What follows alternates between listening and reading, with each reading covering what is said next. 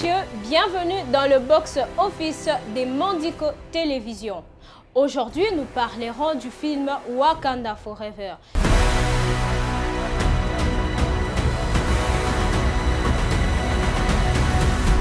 C'est parmi mes films préférés. Après la mort du roi T'Challa, c'est sa mère Amanda qui va prendre le règne du siège de la nation wakandaise, avec le soutien de sa fille Shuri, ainsi que de ses collaborateurs tels que Mbaku, Okoye et les autres. Quelque temps après, le roi de Talongan va déclarer la guerre contre la nation wakandaise. Les personnages que nous connaissons vont s'allier à de nouvelles personnes telles que Riri Williams et les autres. Ils vont vouloir combattre au nom de la nation wakandaise. Nous allons parler un tout petit peu de ce qui s'est passé pendant le tournage de ces films. En 2020, le roi T'Challa, que nous connaissons très bien au nom de Chadwick Boseman, il meurt d'un cancer de côlon. Les réalisateurs ainsi que la maison de production déclarent de n'avoir été pas informés de la situation de notre acteur préféré.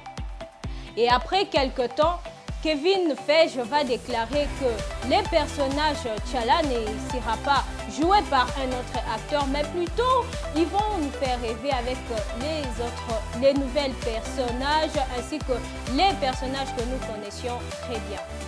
Le film est réalisé aux États-Unis par Kevin Coolger et produit par la maison Marvel Studios.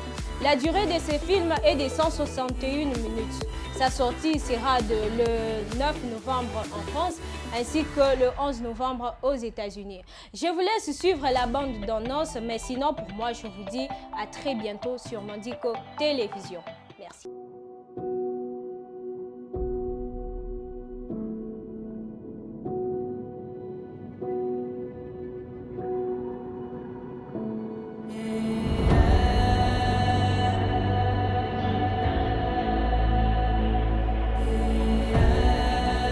Seuls les gens abîmés par la vie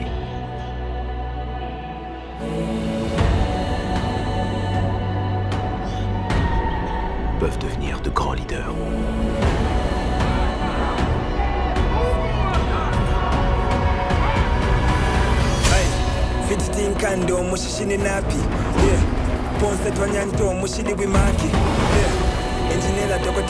Son peuple ne l'appelle pas général ou roi. Il l'appelle Kukulkan, le dieu serpent à plumes.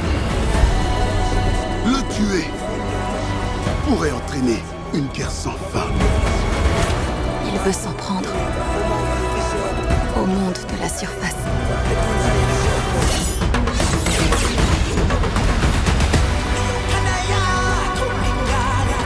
Nous savons ce que vous chuchotez.